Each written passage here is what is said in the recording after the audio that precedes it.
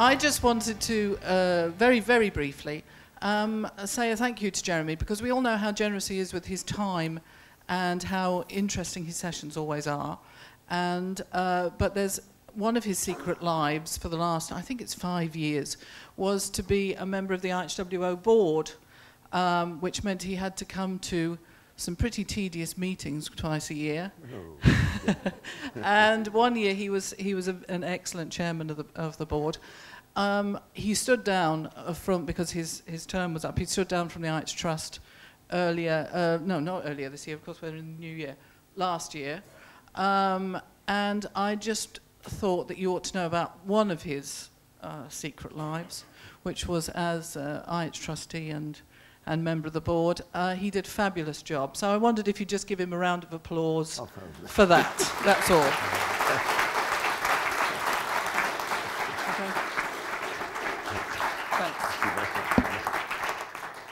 Thank you. Thank you, Monica. I love being on the board of the International House World Organization. I love this organization, and I love this conference, which is why, if I ever get an invitation, I come back straight away, because I don't want to do too much of this sort of lovely, don't we love each other, but I love this conference, and it's great to be here. And I love the organization.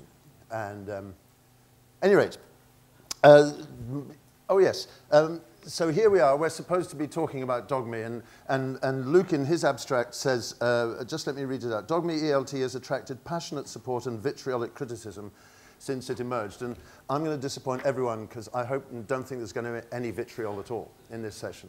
There is going to be some, well, not criticism exactly, I hope some kind of critical look at what is described and promoted and suggested as a Dogma approach. And it all starts for me. One last thing to say, and then I promise I'll start talking sensibly, but it's early in the morning.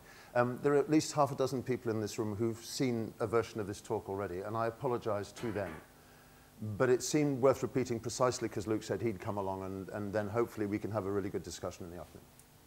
This all started for me about a year ago, just under a year ago, because just under a year ago I had a music lesson, which is not particularly surprising. But it wasn't just me. There were 140 of us who had a music lesson, because we were taking part in a charity event called a Grade 1-a-thon.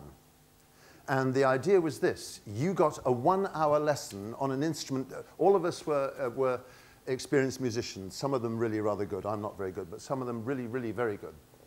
Classical musicians for the most part.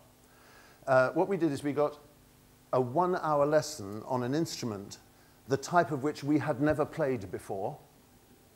And then 8 weeks later, with no further lessons or anything, just 8 weeks later, we went and took the official Grade 1 exam. Now, some of you know this, but in case you don't, if you want to study music, instrumental playing in the UK, you do Grade 1, 2, 3, 4, 5, 6, 7, 8. And when you've got Grade 8, you're pretty damn good. And then you may go on to study for a diploma, and maybe you'll go to music college or something like that. So Grade 1 is the beginner's exam. It's the kind of pet exam of instrumental music. So there we were, 140 of us. We had our lesson on all our different instruments. So if you were a brilliant violinist, you found yourself learning the trombone or something. If you were a brilliant trombonist, you suddenly found yourself learning the oboe for the first time, that kind of thing. And that's what we did. One 1-hour lesson, and then 8 weeks to suffer. My instrument, of course, that I tried was, of course, the tuba, exactly. This is really embarrassing, but I need to show you this. You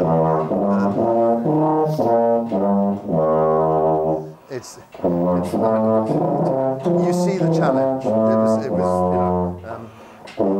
Anyway, so there we are. And then 8 weeks later, it was the funniest thing you've ever seen. This was all in Cambridge, Cambridge musicians. We were raising money for the Spinal Injuries Association of Great Britain, because a well-known Cambridge musician, a young man, had fallen off a roof when he was doing DIY, and he ended up is now paraplegic, and we all like him very much, and he was helped by this organization, so we wanted to raise money for him. So 8 weeks later, in a college, a Cambridge University college, you saw 140 really good musicians, really, really nervous. And they were all, these are people who I'm used to seeing, you know, sort of going, blah, blah, blah, blah, and they were sort of going into their exam like this. Blah. And anyway, so I took my exam, my Grade 1 exam, and ladies and gentlemen, I have to tell you that I got my grade 1 exam. Thank you very much. This great achievement, this great achievement is somewhat moderated by the fact that everybody else got the grade 1 as well. So it's not exactly a huge triumph. However, there's a reason for this, apart from giving me an acronym for a title for a talk. There's a reason for this, because it made me think of, this is the first thing I've had to learn from scratch for some time. And it made me think of music in general and how you learn music. And actually, my main instrument that I play when I play classical music is this one, a viola. And if you want to be a good viola player, you have to practice. And if you want to practice, you probably need this particular torture manual, which are these exercises by Shevchik. And if you open page 1 on exercises by Shevchik, you get this. And anyone who here plays an instrument? Anyone here an instrument? So you recognize this kind of thing. So basically, what you're supposed to do is you're supposed to put this damn music on the music stand, and then you get your viola on it, and you go, and if you look at the top left, the top, you go da da da da da da da da da da da da da da. And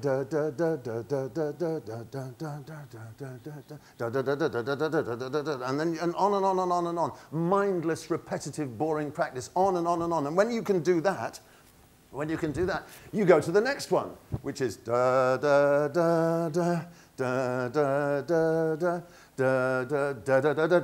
da. And you do this day after day after day. Mindless, repetitive practice. Is it music? Well, it sort of is. But it's not really music, it's just mindless, repetitive, boring practice of notes. And when you get really, really, really, when you're getting to do really well, you go da da da da da da da da da da da da da da da da, on and on and on and on. Mindless, mindless, repetitive practice. And there's a reason for it. And I'm not the only one who's done this, and I don't do it enough as it happens, which is why I'm not a very good viola player.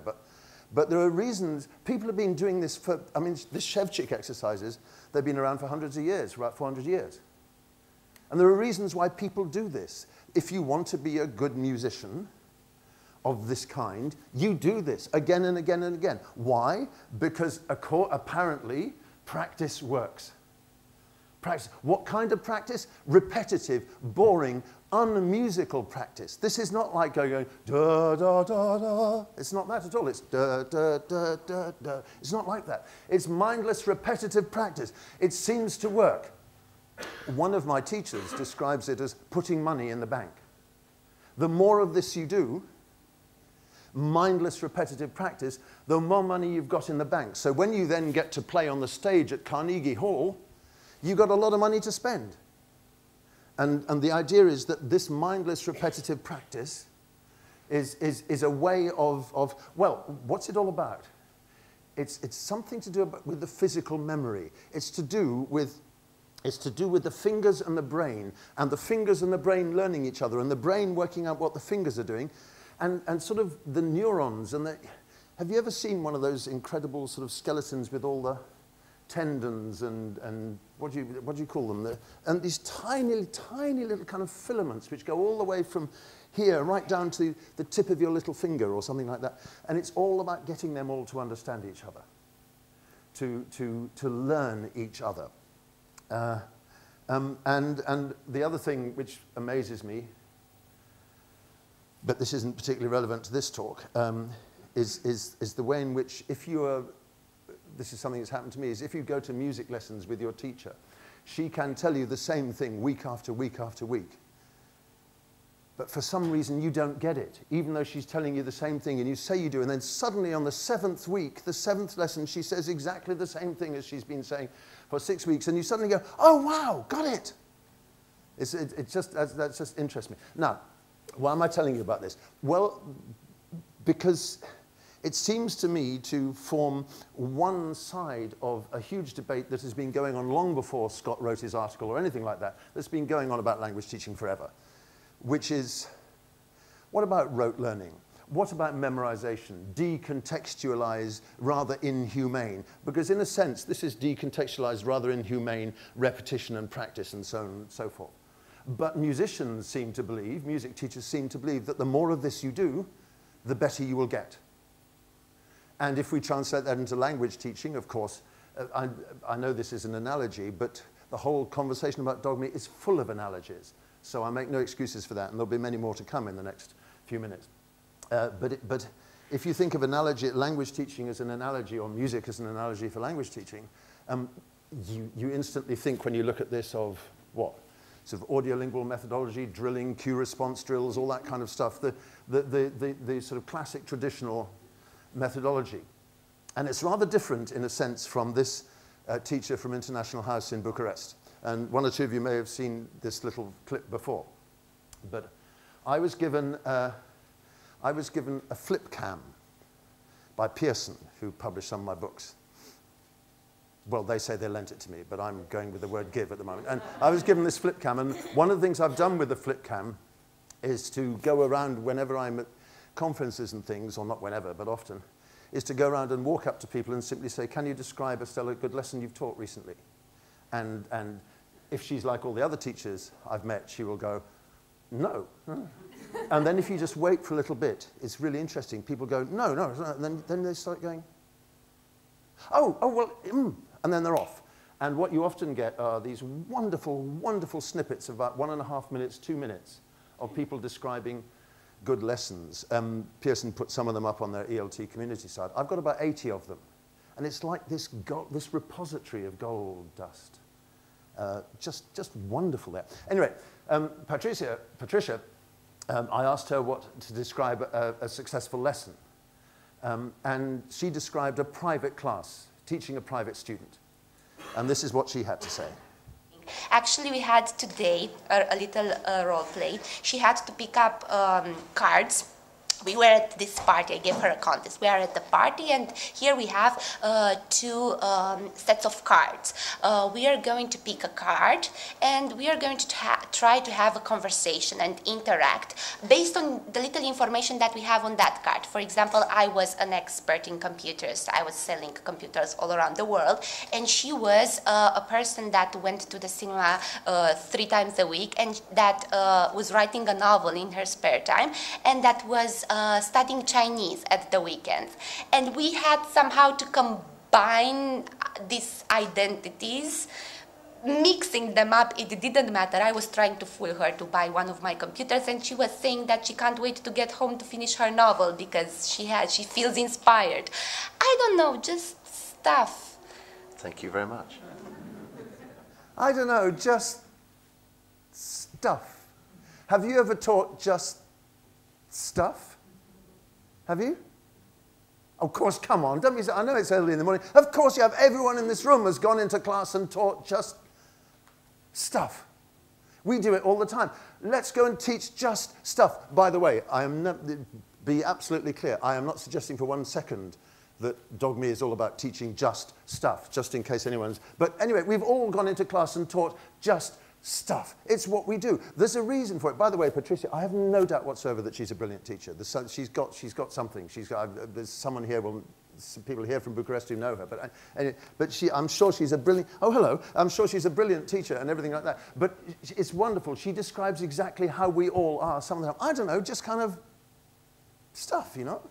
And she's doing this role play, and the woman learning Chinese and the computer salesperson, and they're doing a kind of role play, and presumably she's doing it because underneath there's some profound teacher belief that if you get students to speak communicatively, trying to use any and all of the language they can, activating their language, it's good for their brains, it's good for our processing. We process our language knowledge in the kind of fight and creativity of that event. The student actually gets something from it. And that's just very interesting. If you think of the music practice versus, I don't know, just stuff, you get a sort of picture of what we've been arguing about for as long as I've been in language teaching, one way or another. One way or another. But then the argument shifts. And the argument shifts partly because of this. Now, put your hands up if you've read this book. Well, if you haven't, and this is a sincere recommendation, go out and buy it and read it. I have, and certainly in a new methodology book I've got coming out in 2 or 3 months, I reference it. Of course I do. But Teaching Unplugged describes a rather different kind of stuff. Or rather, what's going to follow now is all my interpretation of it, which may be the wrong one, and we'll see about that at 10 o'clock. You know the story, or maybe you don't. Very, very quickly. Very quickly. For some of you, people, Alistair, Luke, just go to sleep for a bit. But in case you don't know the story, about 12 years ago, a bunch of Danish filmmakers, Swedish, Norwegian, Danish filmmakers, led mostly by Lars von Trier, came up with a manifesto for films. They were sick and tired of the Star Wars franchise and all the Titanic and all these films and things like that. Because what they said is, when you get all these special effects, you lose the real, you lose the here and now. They were kind of incensed by the fact that if Ewan McGregor wants to star in Star Wars, he doesn't interact with you in the middle of the desert. He acts against a blue screen. And then they digitally insert him into the desert. Can you imagine what the Dogma people would have said? These are the filmmakers I'm talking about now. What they would have said about, have you seen Avatar? Well, that's quite that makes the case for the Dogma filmmakers very well for me, because the special effects are absolutely stunning, but the story's crap. I mean, it's just, you know, and so they didn't like any of this stuff. And they said that they should basically return to a prelapsarian type of filmmaking, before the fall, before we had to wear fig leaves, before everyone realized the nature of sin. And so they suggested a Dogma vow of chastity, no sex. And what no sex meant for them was, it meant no special effects, no music, no special lighting, no digital hocus pocus, no editing, fantastic stuff like that. And they made some films. They made a film called The Idiots, which is a very nasty film. They made what's it called, Festin, a brilliant film, Italian for beginners and things like that. And then, by your analogies you shall be known. You have to be very careful with the analogies you choose. Anyway, and then after about 2 or 3 films, they thought, oh, sod, we rather like special effects. And they went back and got lots of special effects and made other films. And that's the story of Dogma. It's an interesting story and provides an amazingly good discussion point about the nature of cinema and film and stuff like that. But of course, Scott Thornbury, who has an enviable and deeply impressive ability to sort of capture the zeitgeist and be funny with it, and provoking and challenging, picked up the Dogma thing, and some of you will have read it at the time. I remember reading it very well. Wrote a little one-page article in what was it? Voices, but it was called ITFL Issues, wasn't it then? And he wrote this one-page article in which he came up with, he said, well, if they can do that for films, we can do that for ELT. Let's have an ELT vow of chastity. And what does it mean? It means no special audio, no... If interactive whiteboards had been around, he would have definitely said no interactive whiteboards, and no stuff from outside, and especially no course books. And he said, let's have a vow of chastity, go back to bare essentials, a pedagogy of bare essentials, in which instead of having all this clutter and course books and workbooks and stuff like that, it's all about you and me. It's all about you and me talking to each other. It's all about the conversation in the room. Why don't we just say, because you know that if just you and me are in a little mud hut in the middle of nowhere, I can teach you a language without anything. So why not make a virtue of that? Why not have... why not say that if that's how you can do it, that's how you should do it? I'm not quoting him there. This is, and so the no-sex view of teaching that he somewhat lightheartedly proposed was precisely that. It's just you and me in the room, talking with each other. And from that talk and our interaction will come your gradual acquisition of English. And that was it. There was an article, and 1 or 2 people wrote a couple of letters to language issues saying, blah, but otherwise it sort of disappeared. But amazingly, it didn't disappear. Suddenly, a whole lot of people got really enthusiastic about it, and they started writing to each other. And then there was a Yahoo group, and everyone was saying, Dogma this, wow, wow, wow, wow. Yeah, and it really excited lots of people. And they got thousands of posts. Now, let's be quite clear. In the scale of language teaching around the world, they got almost no posts at all. But in terms of the thousands of people who posted, there were lots of people who posted. It wasn't a world movement, but there was a whole lot of people who got fired up by this. And the result of this, and this is where this is really embarrassing because you should be doing this, but the result of this, and one of the people who got really fired up, of course, was Luke. And the result of this is that some years later, 10 years later or so, Scott and Luke come up with this book to try, correct me if I'm wrong, to try and sort of codify in a more, not formal exactly, but in a more kind of concrete way what was going on, what's it all about. And they called it Teaching Unplugged, because unplugged is another wonderful analogy. When you think of unplugged, what do you think of? The MTV series, don't you? And when you think of the Unplugged MTV series, what was the MTV Unplugged series? It's sort of, instead of all the electrics, you go acoustic. And so, give me some of the famous people who've been unplugged. Kurt Cobain and Eric Clapton. Okay, let's have a talk about Eric Clapton. So when Eric Clapton went unplugged, he had a Spanish guitar and he went, Layla, you've got me on your knees, Layla. I'm begging, darling, please. And that was Eric Clapton Unplugged, which was very different from Eric Clapton with a red Stratocaster going, diddle-diddle-ling, bum, bum, bum, bum, bum, diddle-diddle, Layla, you know. And so basically this whole talk is, which do you prefer? Because that's basically the discussion. Do you prefer Layla with a Stratocaster or Layla with a Spanish guitar? I said this to Anthony Gorn on his blog the other day, and he said, well, actually, I don't really like Layla anyway. So that was fun. So that's what this talk's all about. Okay, it's about unpluggedness. I'm not going to say what unpluggedness is because it's not my job. What I am going to do, however, is look at the three pillars, characteristics of it that are in this book. For example, this is what Luke and Scott write. They say, because Dogma is about teaching that is conversation-driven, this implies establishing a classroom dynamic that's conducive to interactive talk, conversations between and about the people in the room. You take advantage of conversations that occurs incidentally, scaffolding, and the teacher is a participant. The basic assumption is, this is my interpretation now. I'm not saying this is what you said, Luke. This is my interpretation. My interpretation of this, the first pillar of Dogma, or the first strand, or the first of the three things, is that, which stems directly from that one-page article and from much that has been written since, is that one of the best ways of helping students to get language is through conversation-driven interaction. It's in the dialogue between me and you that language emerges and happens. It's in the conversation in the room between the teacher and the students, the teacher participating in the conversation, that language happens. It's all about interaction and conversation. That's the way it goes. And because there would be no point in saying this if you didn't believe this, it is intrinsically superior to other kinds of instruction.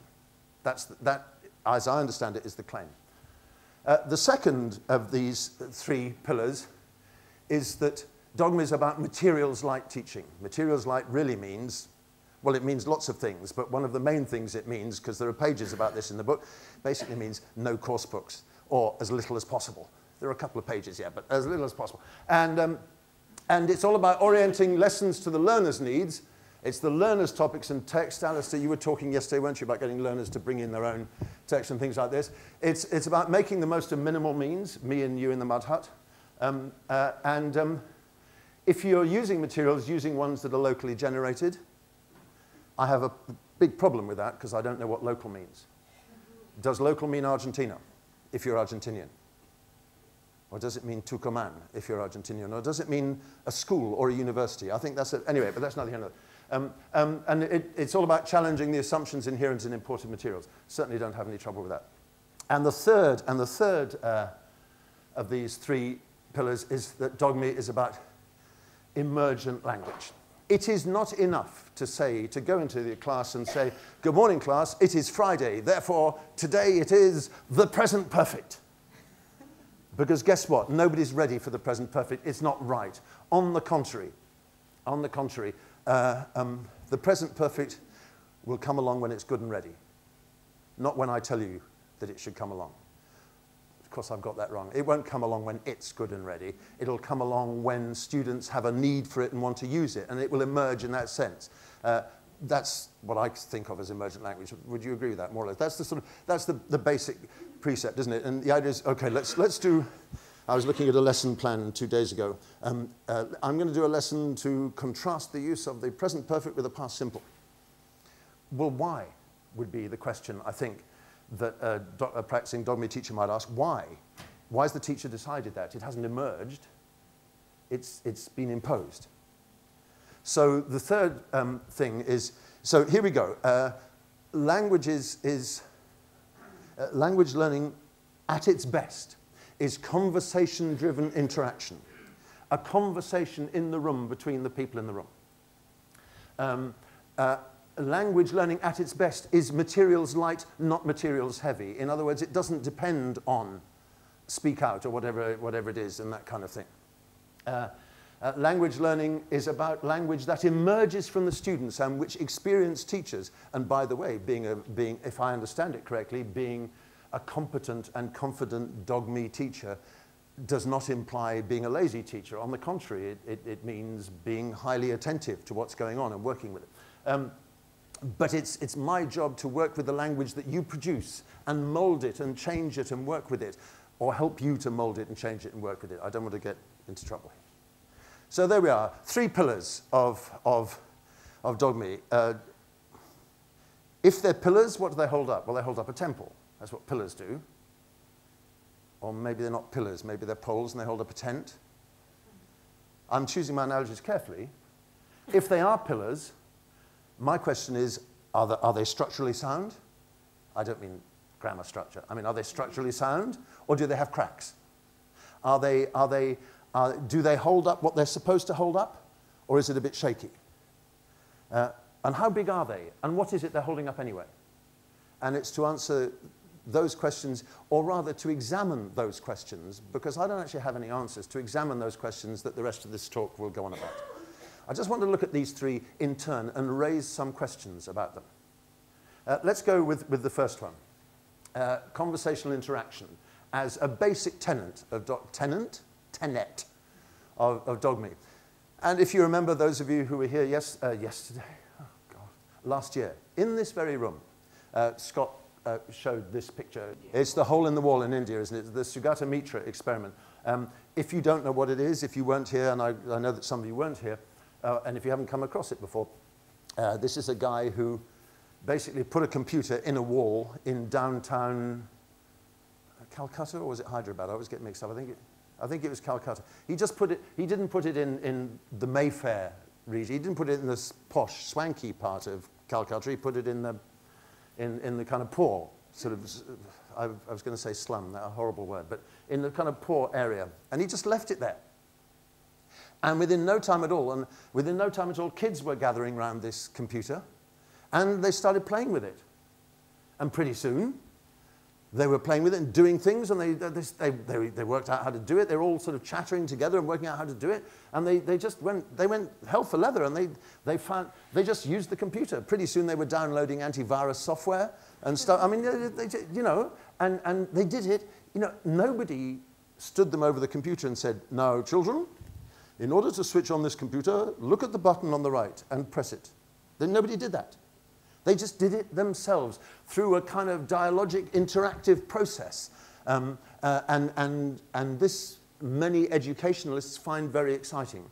It suggests strongly that if you put a group of learners in a situation and give them problems to solve, especially kids, they'll solve it on their own, And he's gone on to say, Sugata Mitra, of course, that he's not actually advocating teacher-free education of all kinds. On the contrary, the role of the teacher is to sort of be there and help and guide and to, well, I suppose the word would be scaffold what's going on. So that's one sort of entirely plausible way of looking at conversational-driven interaction and finding it quite attractive as a concept. Oh, we're going the wrong way. And now, oh, for God's sake, don't you just hate technology? Well, especially when the operator is rubbish. Come on, where were we? That's what I was after. In a few days, I'm going off to Thai Tisol in Thailand. It's the first time I've been to Thai Tisol for about 7 or 8 years. And the last time I went, I was asked to give a plenary talk. And a bit like now, you get pretty nervous when you do a talk, and then you do the talk, and when it's finished, you kind of, you twitch. You know, Zeal twitch later on this afternoon. You twitch when it's finished, and you just kind of, oh my God, you know. And what you should do is rush to the next workshops. But you don't. You have a cup of coffee just to kind of, yeah. So what happened to me at Tai TESOL was I did my plenary, and everyone walked out the room, and I went off to the workshops, and I was going, oh, cup of coffee. And that meant that I was late for the next workshop I went to by this guy, Alan Mackenzie. Do you know him? Anybody know him? Well, and by chance, he now works for the British Council in India. Anyway, I got late to his workshop, a really good workshop. And I sort of, I tried to creep in at the back, you know, says I'm late, so that someone wouldn't say to me, you're late, or something, which is what, but of course, so I crept in the back, and literally as I was walking in, Alan said, of course, he said, you know, plenaries, and what's the point in a plenary? There's no point in a plenary. And then he saw me and he sort of went, and I went, oh God, you know, and I thought, I've got to get out of here. But once you're in, you can't, you know, you just, so I kind of sat down and it was all a bit embarrassing. But actually, he made a really good point. And his point was this: you go to a plenary talk, how much do you remember? What percentage of a talk do you remember, do you think?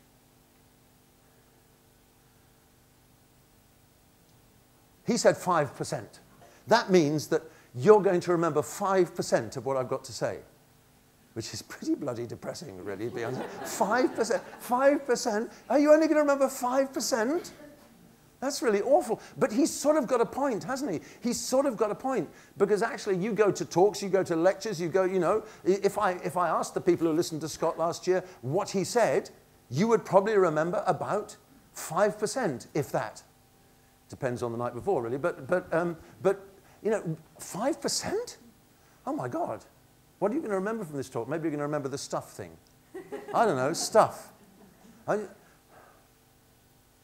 here's something rather interesting. How many people are in this room? 70? Say 70, about 70 people? Let's imagine there are 70 people in this room, something like that. Which 5% is each individual in this room going to remember? And the answer is probably not the same 5%. There will be lots of different 5% floating around. Because guess what? In this room, this is a group. This is the International House World Organization Director of Studies Conference with a few hangers-on. So we're a kind of amorphous, we're a kind of homogeneous group in some ways, but we're not. We're 70 different brains, 70 individual brains. Individual brains, and my brain and your brain are not the same. I mean, if I looked at all your brains, they'd look remarkably similar to me. I wouldn't be able to tell whose was whose. But what a thought, oh God. But there are 70 individual brains at work here. 70 individual brains. You're not thinking what I'm thinking. And what you're probably doing is not thinking what she's thinking. And you're not thinking what she's thinking.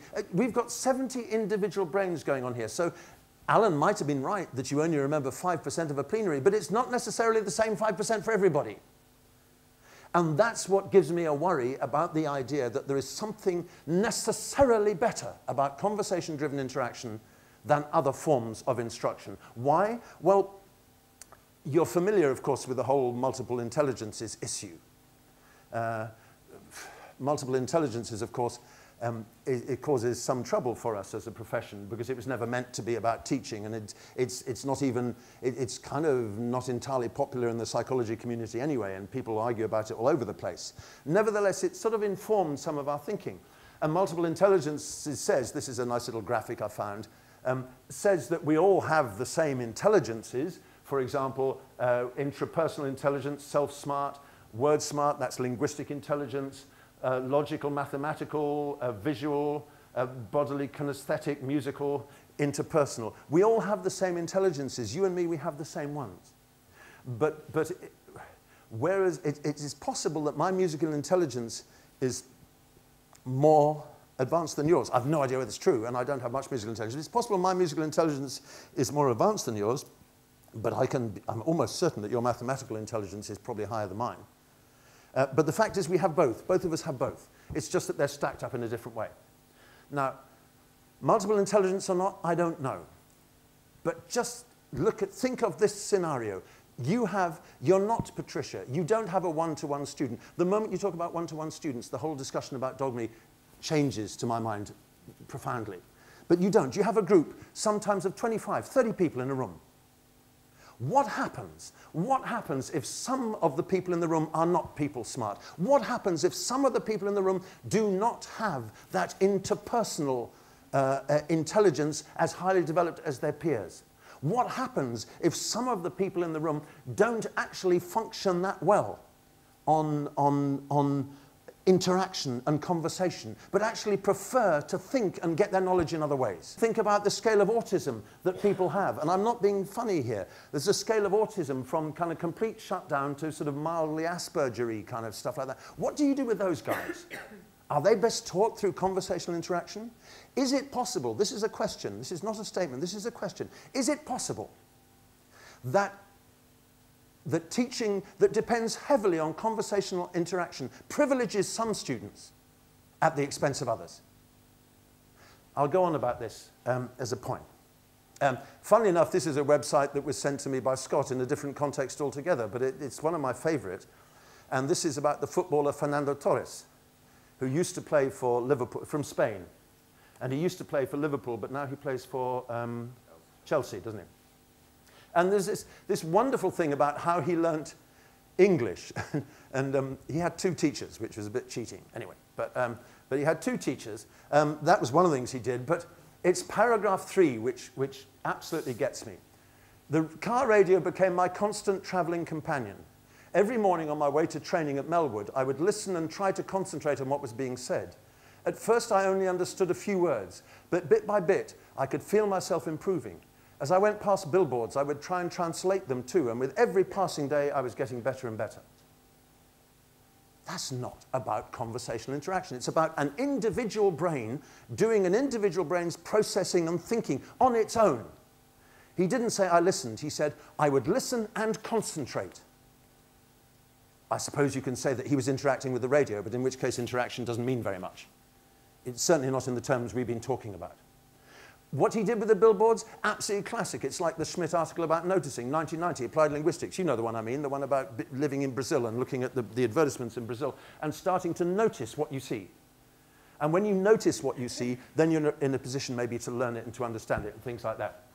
This is an individual brain working on its own, processing, using what Steven Pinker calls its serious intellect to do the work. I guess so the answer is, if you want to know the truth about language learning, ask a footballer.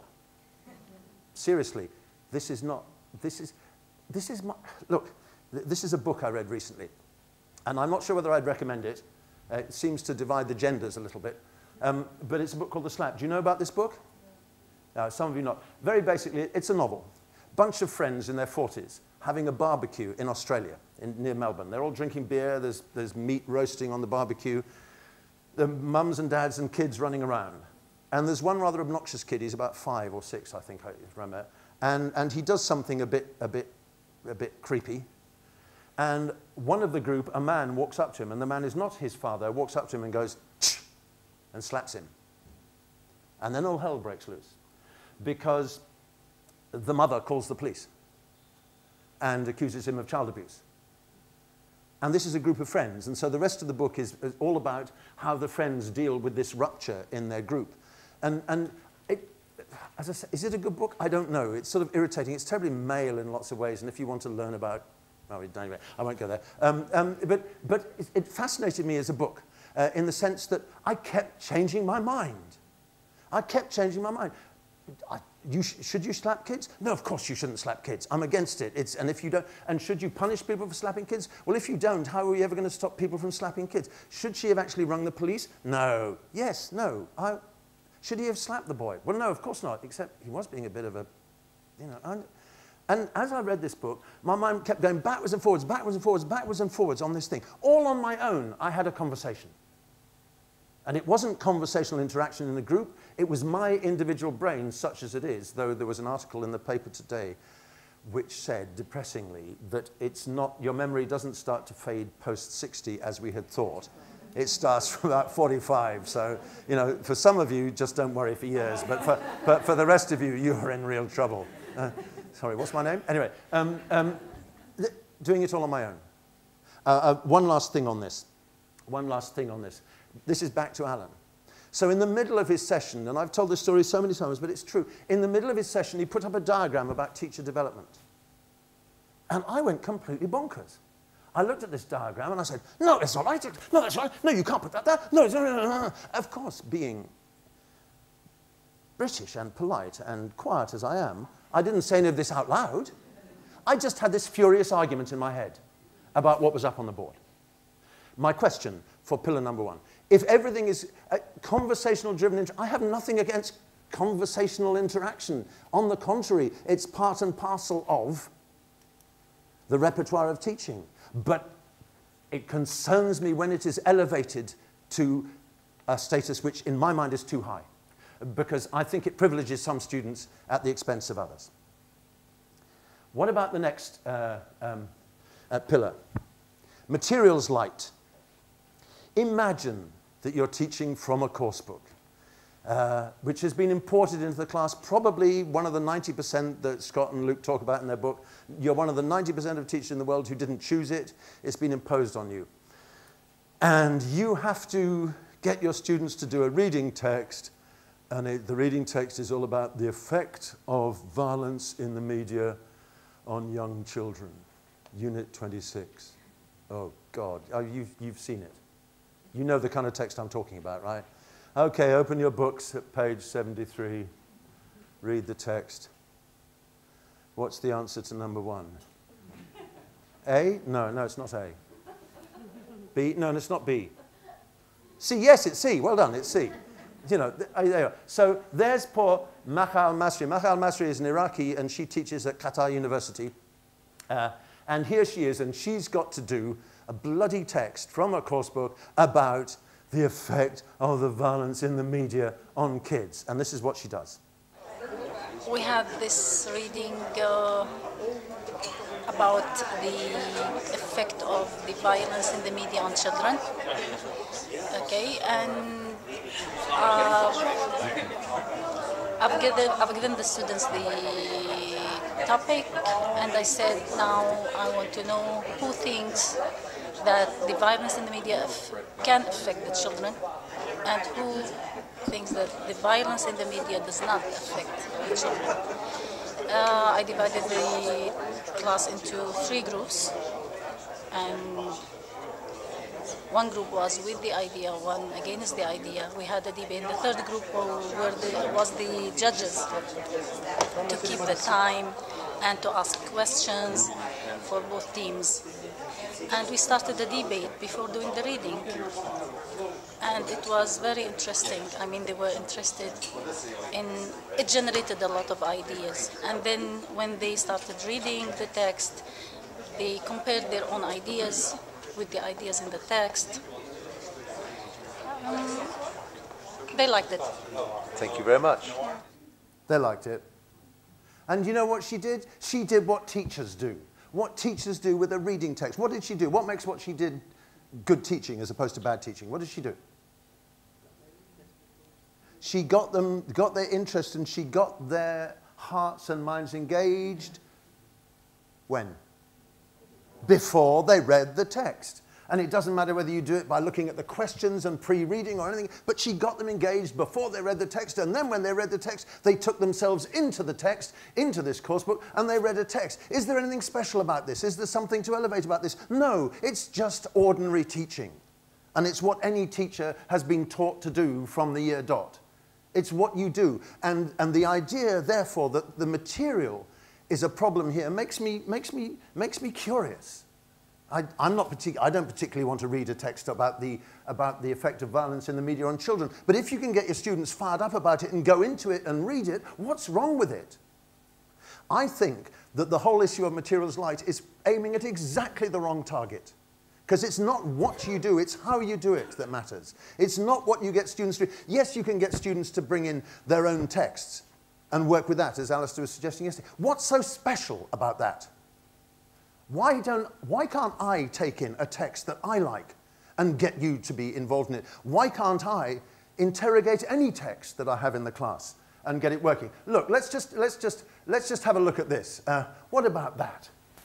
You know, here's the deal. Here's the deal. Many, many people go about creating drama through improvisation and actor workshops and working it out and how it goes. And many other people do Shakespeare again and again and again.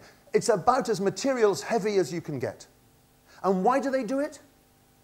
Well, because every age brings their own, just like Mahal Masri's students, they bring themselves to the text. So you get a gay Henry V, a sexy Henry V, a teenage Henry V. The best Henry V I've ever seen was the one in the National in about 2004, and they set the whole thing in the desert for the Iraq War, and it made such good sense. And people do Shakespeare again and again and again. I'm not saying that Reward is Shakespeare. Of course, it's a brilliant course, obviously, but I'm not saying that course books are Shakespeare. Please don't think I'm saying that. I'm just saying, why is it that we go back to text-heavy stuff all the time and do it again and again and again? Now, you may prefer improvisational drama. I love improvisational drama, but Shakespeare works because every age goes back to Shakespeare and works with it and interprets it. It's not the material. If it was crap material, we wouldn't do it anymore. And there are lots of crap textbooks around. But they're not all crap, and excuse me for using the language, but that's kind of, I need to use it like that. They are not all bad. And there are two comments in Teaching Unplugged, the only two comments that I will criticize rather than interrogate. One is the idea that not using course books empowers students. Well, if that is the case, then you are essentially saying that students who use course books are not empowered. Well, my own feeling is, whether you like it or not, Headway has taught millions of people through the offices of good teachers how to speak English. There are hundreds of millions of people around the world who have actually been empowered through good teaching and the use of materials. And to suggest that this is not the case is not right. And the second thing that I will criticize is an analogy, and Dogma is an analogy-rich thing. And it's this, that you know, using a course book with grammar McNuggets is like package tourism instead of exploring. Well, you know what? Some people like package tourism. It's one of the most successful things in the world. Two more things to say about this. By the way, I'm megging this up a little bit, just because otherwise what's the point of 10 o'clock, you know? It's going to be a little bit... for me, the whole fun of this will be... Well, I'm really looking forward to listening to Luke, because I've never actually heard you speak about this before. I've read you a lot, and I will enjoy it very much. But it's the discussion in the afternoon that really interests me. I'm going to finish soon, but we started a little bit late, so I won't go on longer than that. One of the core tenets of conversation-driven interaction is setting up conversations between and about the people in the room. Because the people in the room are always the most interesting things, aren't they? Well, I'm sorry, I want to be a bit heretical. Some of my students aren't very interesting. And some of the stuff you get in course books is quite interesting. Some of it isn't, but some of it is. And the idea that I have to confine what I do in the classroom to the here and now lives of the people in the room, and only do that, makes no sense to me at all. Actually, let's go a bit further. Foregrounding the learner's topics and texts. Well, I don't have anything against that. And I certainly wouldn't say I had after his session yesterday. But why only the learner's topics and texts? There's nothing wrong with bringing learner's topics and texts in, but what about, you know, some course books have some jolly good topics and texts in them. There are lots of topics and texts that have nothing to do with learners. If education is only about what the learners bring to the lesson, well, let's give up. And they can do it themselves. Put a computer in the wall. But the problem about putting the computer in the wall is it doesn't say anything about how much better the kids would have learned how to use the computer if they had been instructed. It just tells you about something that happened. That's all. And being a participant oneself in the classroom, well, yes, I like teachers being participants, but I have sat in the back of millions of lessons. So I'm getting overexcited. I really need to stop exaggerating. I have sat in the back of some lessons. where I have sat in the back of some lessons where teachers, God, do they participate? Too much. And at least when students are working on a course book, they're working with and for and by themselves. And the danger of total kind of teacher-centeredness may be, this is just a thought, maybe less than a class that is entirely mediated by a teacher all the time. Okay, enough of this. As I said, I'm over-egging the pudding. Let's go to the third one, just one more. This is Gavin. I love Gavin for lots of reasons. One is he's a really nice guy. I think. I've only met him briefly. You met, it was that day. Yeah. And secondly, when I did this talk in Argentina, I think he causes consternation when I've given this talk in different countries. And for me, it's a bit like I learnt my Spanish in Mexico. And the first time I went to Argentina, I was completely at sea for about 24 hours. I couldn't understand a word. I was so humiliated. I speak Spanish. And then you get to Argentina where they speak, hey, Spanish, hey, Jeremy, and I couldn't understand a word because dialect, accent, and variation do cause trouble sometimes. So Gavin, who's fantastic, has caused trouble once or twice, but listen to what he has to say, and you will like him. Sorry, no, you will like him. I got my stress on. I'm always quite planned when I go into class. I wanted to try something where I just went in basically with nothing and just saw what happened. So it was all about speaking. And I basically went in and I think they were discussing, there was a particular phrase that had come up, and I can't remember what it was, but the student translated it from her own language. And at the end, it was related to chocolate anyway. And the discussion kind of took off on chocolate and sweets and sugar, and that led on to teeth and health. And it basically turned into a kind of big error correction session, effectively. So at the end of the lesson, I'd filmed it, and at the end of the lesson I gave the students questionnaires to ask them how they thought it went and how it compared to a normal lesson, and all the feedback was like super positive. So what I've started to do is I've tried to integrate that into like all the lessons I do. So basically the first time I see students every day, I'll spend however long it takes trying to do that kind of style of lesson at the start and getting vocabulary, a bit of error correction, whatever I can to extract the language that kind of emerges from them, I suppose. Thank you very much. Thank you. And he's a convert, isn't he? He's a convert. He's become a Dogma teacher. And by the way, I have not the slightest criticism of what he described himself doing at all. He goes into class, he sets up a conversation, and then he works with it. And let's be quite clear, in case there's any misunderstanding, let me say it again. If he's any good, he will be working very hard, because he will need to deal with the language he gets, work with it, use his knowledge and his experience to mold it and change it and work out what's next, etc., etc., etc. I mean, he's just a really nice guy, and you just know when you talk to people, you just know he's great in class. You just know, he's got the business, But he provokes me into wondering, because what he describes is not prepackaged. It's absolutely emergent in I think, the way that you describe so powerfully. He goes in, conversation. Jim Scrivener, of course, who he says, well, I thought it was Dogma, but he described in. I so shouldn't have said that. Can we wipe that from the film? Anyway, but in Learning Teaching, the first edition of Learning Teaching, he mentions, we were discussing this the other day, he mentions something which he calls jungle path teaching. And the only reason I objected to it when the book was published in 1997 or something like that was that of all the lesson types, that was the only one he described as student-centered.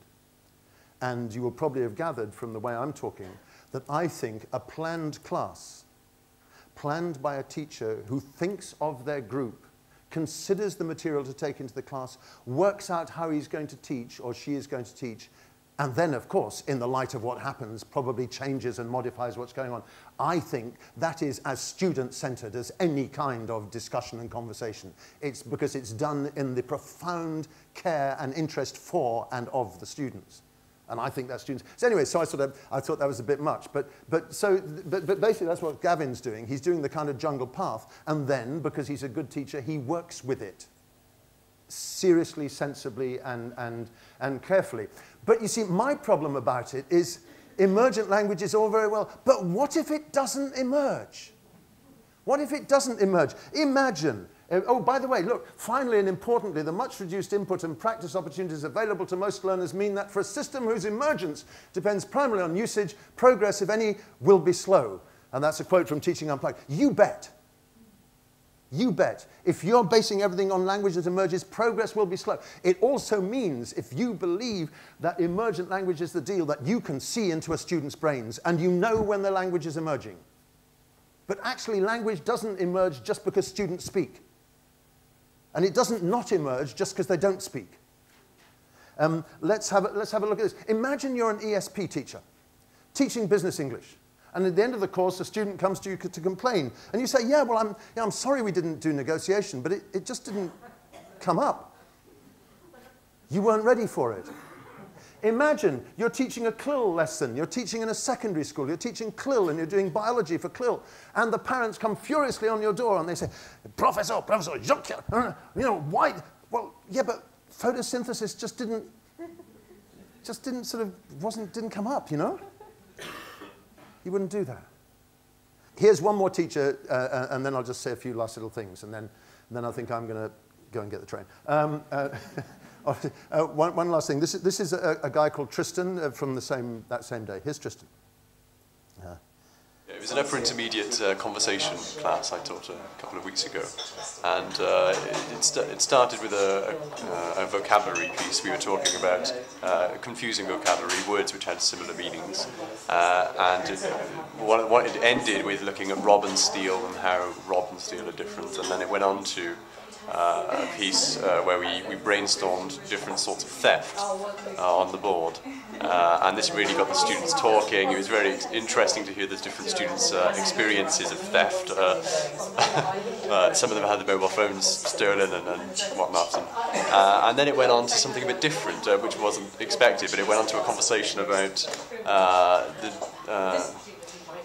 whether theft is ever justified, which wasn't expected. It just sort of came out of the conversation. And this became very interesting because people were sort of posing ideas about, mothers with babies who need milk and that sort of a thing. And it became very exciting, a little bit heated, but in a good way. And it was completely unexpected, which was nice as well. So that was a nice recent lesson. Thank you very much. If you wanted to, you could describe that as a Dogma episode. But it's not Dogma, it's just teaching. That's what teachers do. What teachers have always done, which is if they have any experience or knowledge at all, when a magic moment turns up, like students suddenly get switched on by a topic and they want to talk about whether robbery is ever justified and who was mugged where and something like that. What good teachers do is they say, there's a magic moment, I'm going to deal with it, I'm going to work with it. Wonderful, that's what they do. That's what teachers do. They've always done. Unless they're not very good, or martinets, or dictators, or something like that. It's exactly the same when unforeseen problems turn up in a class. This is what I was saying about planning. You have a plan, you planned in the very best interests of your students. But when an unforeseen problem crops up, you think, oh, I better change course, and you do something else, and so on and so forth. Now, say I've gone over the top a bit, but normally what I would do at this stage, when I've done this talk before, I end up with a kind of, this is what I believe. But this so much isn't about me. This is about Dogma precisely. So I've just raised, I think, some challenges, and they will either be answered completely in the next hour, or they'll come up again in the discussion this afternoon. We'll see. I am terribly, terribly worried that I've been unfair, actually, because the tuba doesn't have to sound that bad. It really doesn't. I mean, tubas are beautiful instruments, and when they're played well, you just marvel. And I feel really bad about the fact that the only tuba you have heard today is one played by a very raw and inexperienced beginner. So I think just to right the balance, we should really meet Øystein Bordsvik. Here he is playing the tuba.